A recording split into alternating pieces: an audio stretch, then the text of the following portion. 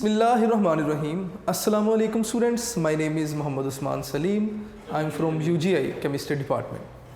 Students, first year chemistry chapter 9 और आज का हमारा जो लेक्चर है दैट इज़ रॉल्स लॉ। हमने लास्ट लेक्चर में आइडियल नॉन आइडियल सॉल्यूशंस को डिस्कस किया और मैंने आपसे कहा कि किसी भी सॉल्यूशन की आइडियलिटी को चेक करने के लिए जो बेस्ट क्राइटेरियन है दैट इज़ रॉल्स लॉ। तो आज हम ना रॉल्स लॉ को डिस्कस करेंगे। तो आइए हम रॉल्स लॉ की डिस्कशन की तरफ चलते हैं। स्टूडेंट्स, सबसे पहले तो थोड़ा सा अबाउट रॉल्स लॉ हमें पता होना चाहिए कि रॉल्स लॉ किन्होंने या इसकी हिस्ट्री क्या है। फ्रेंच साइंटिस्ट थे जिनका नाम था जी F.M. Rawls.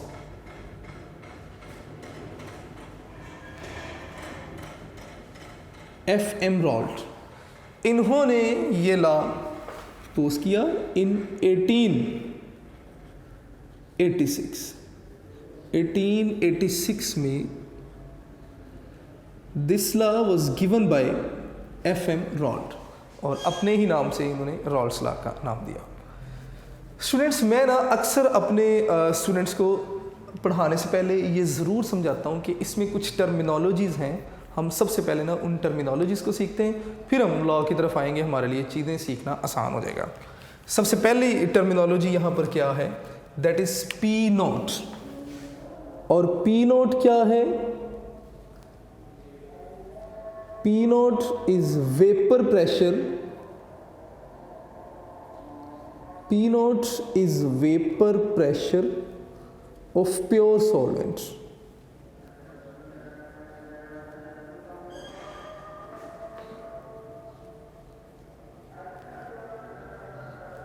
P naught is vapor pressure of pure solvent. P naught is vapor pressure of pure solvent. इसी तरह P क्या है? P is vapor pressure of solvent. Vapor pressure of solvent in solution. Solution form में solvent का जो vapour pressure होगा इसे आप P लिखेंगे। स्टूडेंट्स, हमें पता है कि प्योर कोई भी सॉल्वेंट होगा उसका वेपर प्रेशर ज़्यादा होता है एज़ कम्पेयर टू जब आप उस सॉल्वेंट में सोल्यूट ऐड कर देंगे। सोल्यूट पार्टिकल्स वेपर्स को रोक देते हैं, सरफेस के ऊपर आने वाले जो वेपर्स या वो मॉलिक्यूल्स जिन्होंने सरफेस से स्केप करना है उस स्केपिंग टेंडेंसी को कम कर देते हैं। मतलब सॉल्यूशन में सॉल्वेंट का वेपर प्रेशर कम हो जाता है। ठीक है, तो मैं यहाँ पे लिखूँगा कि बात आपने याद रखनी है कि P note is always greater than P, यानी कि प्योर सॉल्वेंट का वेपर प्रेशर सॉल्यूशन फॉर्म में वेपर प्रेशर से हमेशा क्या होता है? ज़्यादा होता है। अब अगली बात, अगर मैं लिखूं कि P नोट माइनस P तो ये इक्वल होता है डेल P के, और डेल P को हम नाम देते हैं जी क्या? Lowering of vapour pressure. मैं यहाँ पे लिख देता हूँ कि ये कहलाता है जी लोअरिंग ऑफ वेपर प्रेशर। इसे आप नाम देते हैं जी lowering of vapour pressure. Students, इसी तरह एक और terminology del P by P nought, इसे हम नाम देते हैं जी relative lowering of vapour pressure. मैं यहाँ पे लिख रहा हूँ जिसका नाम भी relative lowering of vapour pressure. Relative lowering of vapour pressure. ये कुछ टर्मिनोलॉजीज हैं, ये इस्तेमाल होनी है, तो इसलिए अगर पहले से आपको बताओ तो थोड़ी सी आसानी हो जाएगी। मैंने कहा जी P नोट प्योर सॉल्वेंट का vapour pressure, P vapour pressure of solvent in solution, फिर del P lowering of vapour pressure, del P by P nought relative lowering of vapour pressure. एक और बात आप लोगों ने याद रखनी है कि अगर मेरे पास लिखा हो ना जैसे X1 है जिसे आप मोल फ्रैक्शन कहते हैं, ठीक है। या अगर मैं लिखूं, मैं इसको ना ज़रा कलर चेंज कर देता हूँ ताकि जो फ़र्क आएगा इनमें आपको पता हो। मैं 1 लिख देता हूँ, ठीक है। इसी तरह अगर मैं N1 लिख दूँ नंबर ऑफ़ मोल, और इसके साथ अगर मैं 1 लिख दूँ, ठीक है। और इसी तरह अगर हम लिख दें कि कंसंट्रेशन लिख देते हैं जी, C लिख देता हूँ कंसंट्रेशन, ठीक है। अगर मैं इसके साथ 1 लिख दूँ, इसी तरह मैं यहाँ पे 2 लिख देता हूँ, 2, इसी तरह 2 मैं एक ही बार लिख रहा हूँ ताकि बार बार मुझे मार्कर यूज़ नहीं करना पड़े। मैं लिख देता हूँ जी कि x2, मैं लिख देता हूँ कि N2, मैं लिख देता हूँ कि C2। तो ये जो 1 है ना, ये जो 1 लिखा मैंने, 1 is used for solvent and 2 is used for solute. मैं यहाँ पे अंडरलाइन कर रहा हूँ जी 1 को। 1 इज़ यूज्ड फॉर सॉल्वेंट, ये हम सॉल्वेंट के लिए इस्तेमाल करते हैं। इसका मतलब ये हुआ कि अगर मैं लिखूँगा x1 तो मोल फ्रैक्शन ऑफ सॉल्वेंट, अगर मैं लिखूँगा n1 तो number of mole of solvent, अगर मैं लिखूँगा c1 तो कंसंट्रेशन ऑफ सॉल्वेंट। इसी तरह से ये जो 2 हम लिखते हैं, ये हम लिखते हैं सोल्यूट के लिए। ये बातें बेटे आप लोगों ने याद रखनी है। अगर ये चीज़ें थोड़ी सी आप याद रखेंगे तो आने वाली चीज़ें, आने वाले जो डिस्कशन है वो आपके लिए आसान हो जाएगी। मैं लिख दूंगा जी सोल्यूट, यानी कि मोल fraction of solute, number of mole of solute, concentration of solute. तो ये कुछ चीज़ें आपने याद रखनी है।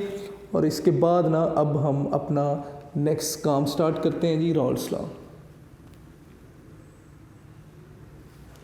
स्टूडेंट्स, सबसे पहले हम रॉल्स लॉ की बात करेंगे। तो रॉल्स लॉ की टोटल 3 स्टेटमेंट हैं। मैं यहाँ पे लिख दूंगा कि कैन बी डिफाइंड या can be stated. Rawls law can be stated by 3 statements. Rolle's law can be stated by 3 statements। ले जी, तो हम सबसे पहले ना इसकी स्टेटमेंट नंबर 1 लिख लेते हैं। तो मैं यहाँ पे लिखूंगा जी स्टेटमेंट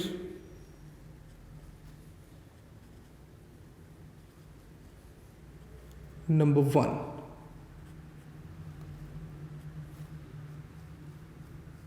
और ये कब है? जब सोल्यूट नॉन वोलेटाइल होगा।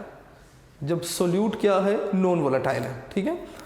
तो मैं यहाँ पे लिखूंगा कि ये कब है? जब सोल्यूट नॉन वोलेटाइल होगा। When solute non volatile. Volatile का मतलब मैं पहले भी बता चुका हूँ कि वेपर्स में कन्वर्ट ना हो।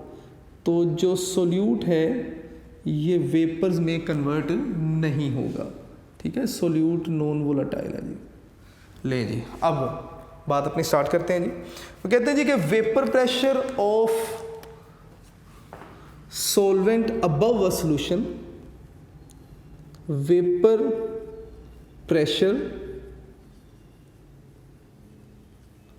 Of solvent above a solution, above a solution is equal to product of vapor pressure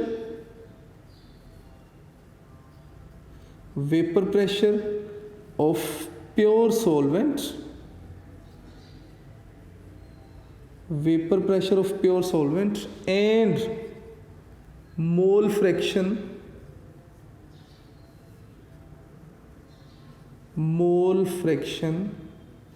of solvent। Students, it is first statement of Rolle's law। अगर मैं इस स्टेटमेंट को मैथमेटिकली लिखने जाऊँ तो मैं यहाँ पे लिख देता हूँ जी कि मैथमेटिकली,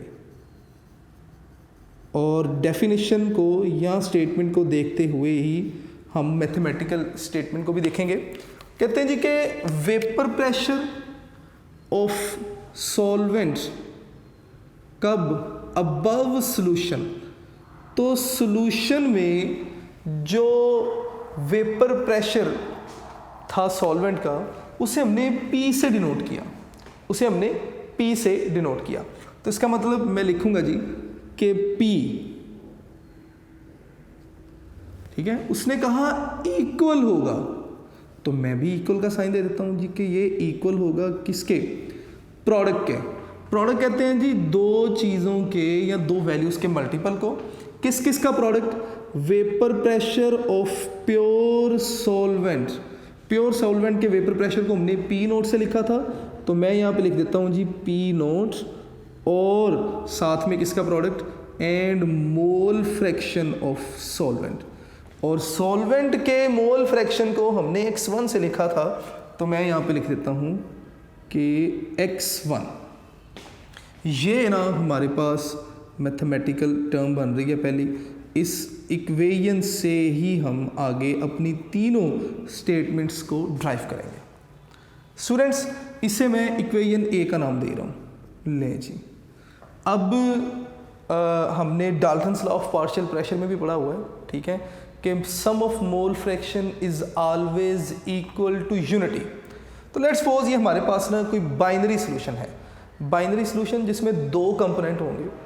तो इसका मतलब अगर मैं एक कंपोनेंट को 1 मान लूँ या सोल्यूट को 1 और सॉल्वेंट को 1 और सोल्यूट को 2 मान लें, तो मैं कहूँगा जी क्या कि वी नो कि sum of mole fraction is always equal to unity. Solvent के मोल फ्रैक्शन को 1 से लिख दें, सोल्यूट के मोल फ्रैक्शन को 2 से लिख दें, ठीक है, ये हमेशा 1 के इक्वल होता है। या मैं इसे कुछ इस तरह भी लिख सकता हूँ कि अगर मैं x1 की वैल्यू देखना चाहूँ तो x2 प्लस का दूसरी तरफ जाके माइनस, तो मैं लिख सकता हूँ कि x1 इक्वल हो जाएगा जी 1 माइनस x2, तो 1 माइनस x2। ये जो आपके पास वैल्यू आई ना x1 की, इस वैल्यू को हमने पुट कर देना है जी इस इक्वेशन में यहाँ पे। अब इसको ज़रूर लिखें, putting above value of x1 in equation A। आपके पास आएगा जी क्या, आप लिखेंगे P इक्वल हो जाएगा जी किसके, P नोट, और साथ में आप लिखेंगे जी 1 माइनस x2। अगर आप इसे सॉल्व करना चाहते हैं तो सॉल्व कर लें मज़ीद। आप इसे इस तरह भी लिख सकते हैं कि ये सारा इक्वल होगा जी किसके, आप बताएंगे कि P इक्वल हो जाएगा P नोट माइनस दूसरे नंबर पे P नोट x2,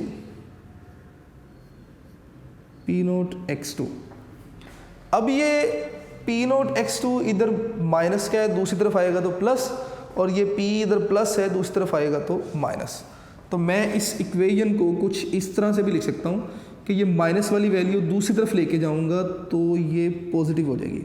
तो मैं लिख रहा हूँ जी P नोट x2, इक्वेशन के दूसरी तरफ गया पॉजिटिव, ये P इस तरफ आएगा तो नेगेटिव, तो मैं लिखूँगा जी P नोट माइनस P। अब P नोट माइनस P किसके इक्वल था, डेल P के। तो इसका मतलब मैं इस इक्वेशन में ये भी लिख सकता हूँ कि डेल P इक्वल हो जाएगा जी किसके, P नोट x2 के। स्टूडेंट्स, यहाँ से ना हम सेकेंड स्टेटमेंट बनाएंगे रॉल्स लॉ की, इसे इक्वेशन B कह दें। इक्वेशन B से हम रॉल्स लॉ की सेकेंड स्टेटमेंट बनाएंगे। डेल P को हमने क्या नाम दिया था, लोअरिंग ऑफ वेपर प्रेशर। अब according to this equation, lowering of vapour pressure is equal to product of vapour pressure of pure solvent and mole fraction of solute. या अगर मैं इस डेल P को कांस्टेंट मान लूँ तो मैं ये भी लिख सकता हूँ कि lowering of vapour pressure is directly proportional to mole fraction किसके जी, सोल्यूट के, ठीक है। तो मैं यहाँ पर स्टेटमेंट 2 लिख रहा हूँ। अब स्टेटमेंट नंबर 2 सेकंड स्टेटमेंट है जी। सेकंड स्टेटमेंट क्या है, आपने बताना है जी कि लोअरिंग ऑफ वेपर प्रेशर, जिस तरह मैंने बताया था जी आपको,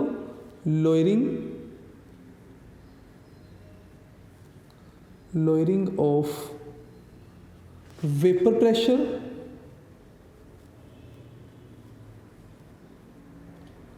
लोअरिंग ऑफ वेपर प्रेशर क्या होगा, डायरेक्टली प्रोपोर्शनल होगा, is directly proportional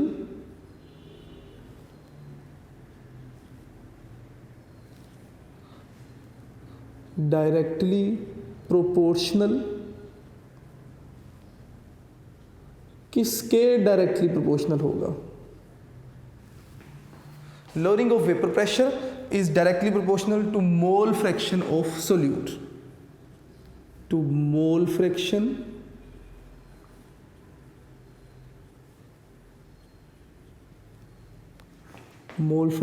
of solute, क्योंकि 2 जो है वो हम सोल्यूट के लिए यूज़ करेंगे। ले जी, तो ये ना आपके पास सेकंड स्टेटमेंट बन गई, किसकी जी, रॉल्स लॉ की। अब इसके बाद नेक्स्ट हम आगे चलते हैं जी, फ्रॉम इक्वेशन 2, मैं यहाँ पे लिखूंगा जी फ्रॉम इक्वेशन बी, मैं इक्वेशन बी से लिखूंगा जी क्या, कि डेल पी इक्वल होगा P naught x2, del P equal है पी नोट x2, या ये पी नोट इधर मल्टीप्लाई दूसरी तरफ आएगा तो डिवाइड, तो मैं इस इक्वेशन को कुछ इस तरह से भी लिख सकता हूँ कि ये जो del P by P naught equal हो जाएगा जी x2 के। अब यहाँ पे del P by P naught किसके इक्वल था, मैंने ऑलरेडी बताया कि that is equal to relative lowering of vapour pressure. तो इसका मतलब यहाँ से आप स्टेटमेंट 3 बना सकते हैं। स्टूडेंट्स आपने ना ये ज़रूर बता देना है कि ये जो रेशो है that is called relative lowering किसके लिए जी, ऑफ वेपर प्रेशर। इसी तरह ये जो आपके पास डेल पी है आप ज़रूर बताएं कि ये डेल पी क्या कहलाता है, ये लोअरिंग ऑफ वेपर प्रेशर कहलाएगा। मैं लिख देता हूँ जी लोअरिंग ऑफ वेपर प्रेशर। तो मैं यहाँ पे लिखूँगा कि स्टेटमेंट 3 आ जाएगी जब हमारे पास रॉल्स लॉ की।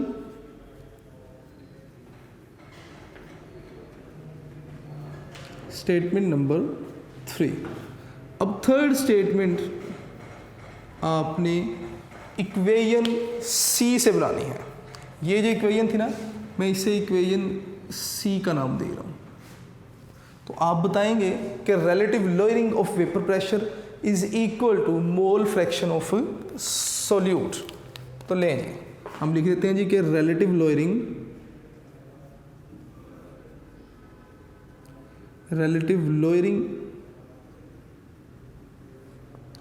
Of vapour pressure, lowering of vapour pressure ये किसके इक्वल है, is equal to mole fraction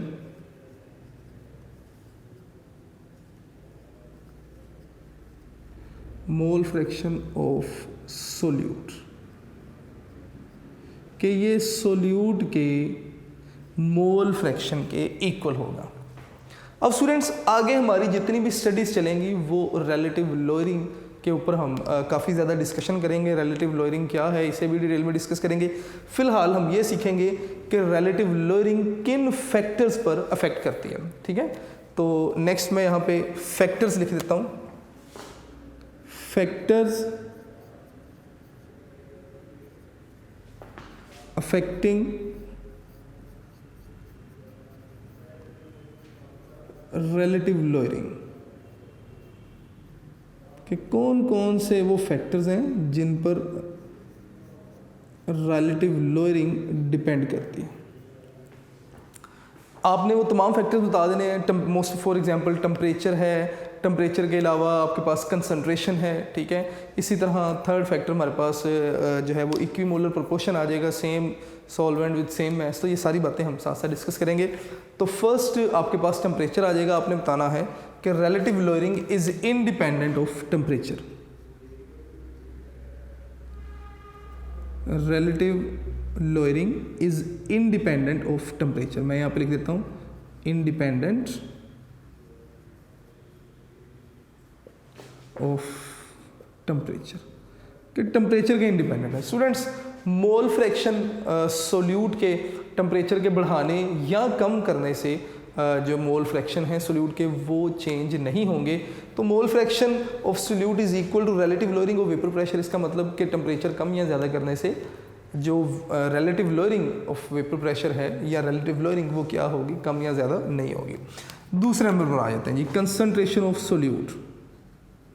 तो मैं यहाँ पे लिख दूंगा कंसंट्रेशन ऑफ सोल्यूट। अगर आप सोल्यूट की कंसंट्रेशन बढ़ाते हैं तो रिलेटिव लोअरिंग भी बढ़ेगी, और अगर आप सोल्यूट की कंसंट्रेशन कम करेंगे तो रिलेटिव लोअरिंग भी क्या हो जाएगी, कम होगी। तो इसका मतलब concentration of solute will affect relative lowering of vapour pressure. तो मैं यहाँ पे लिख दूंगा कि अगर आपने concentration of solute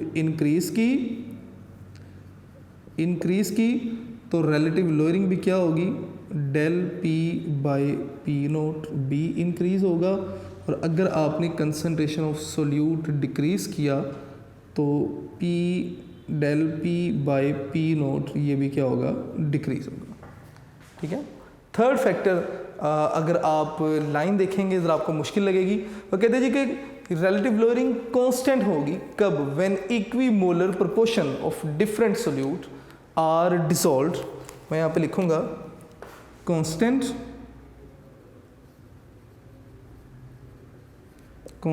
when equimolar proportion of different solutes